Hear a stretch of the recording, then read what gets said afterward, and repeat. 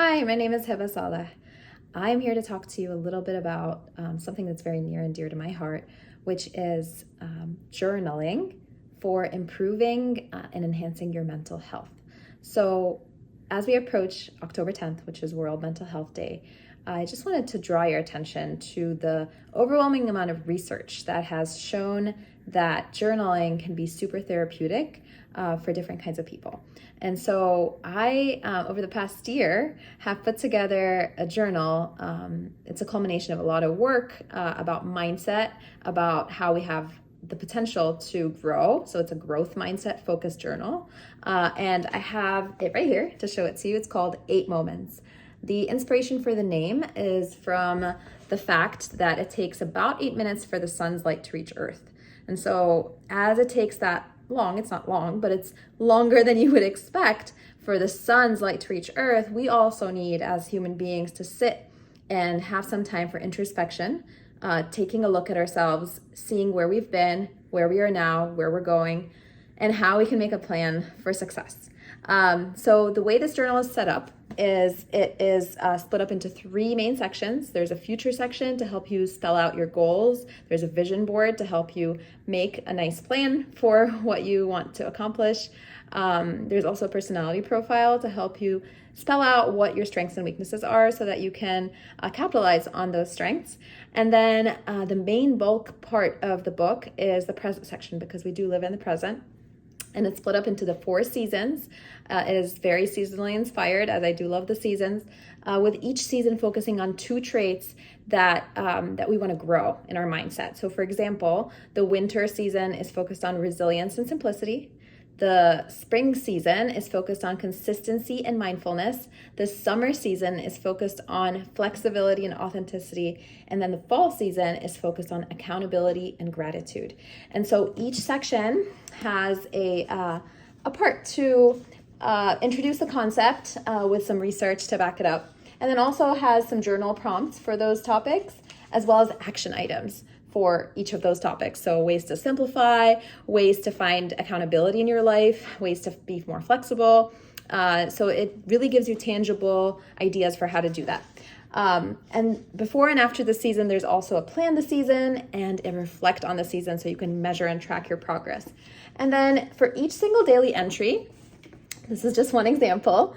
Let me just read this one quote here. You are braver than you believe, stronger than you seem, and smarter than you think.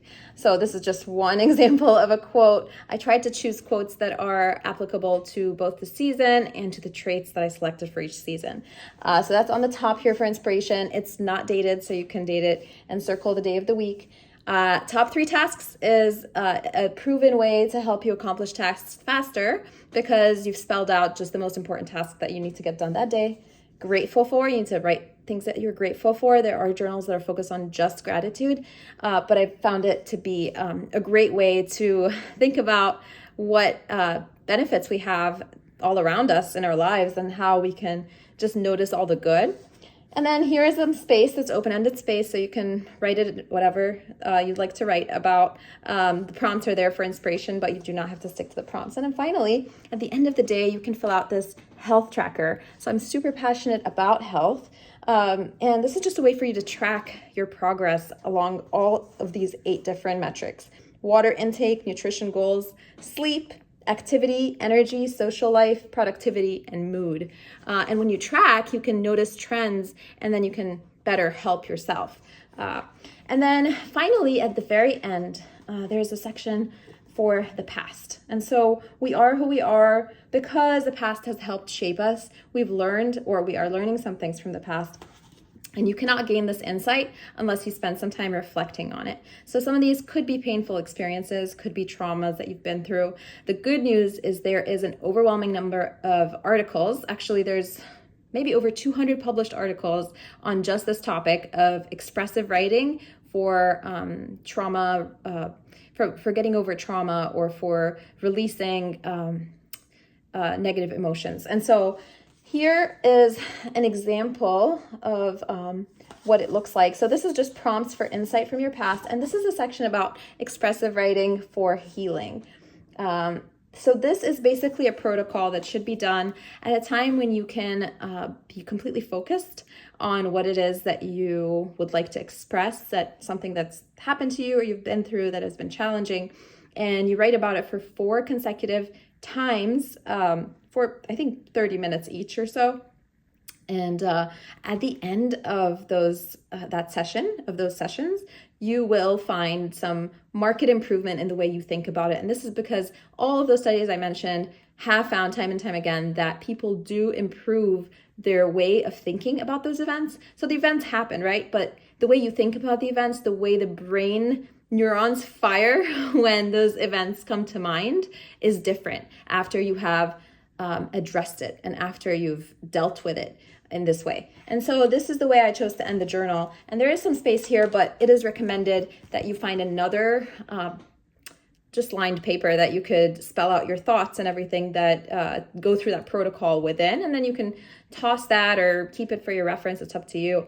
But that is really the reason behind my founding this or starting this, is to inspire people to take control of their mental health. And so this idea that traumas shape us, or things that we're going through make us take us certain directions, while it might be true that we are influenced by what has happened to us and our personality and our surroundings, at the end of the day, it's really more about what you do with what you're given, right? And so mindset and having a growth mindset has really changed my life, and I felt much more empowered. I've been through a pretty difficult time several years ago, and I think just going through and learning about the growth mindset has completely changed the way I look at life. I just have a lot more gratitude for every moment. Even the challenges, I see them in a different lens. I see them as opportunities for growth as opposed to limitations on my happiness.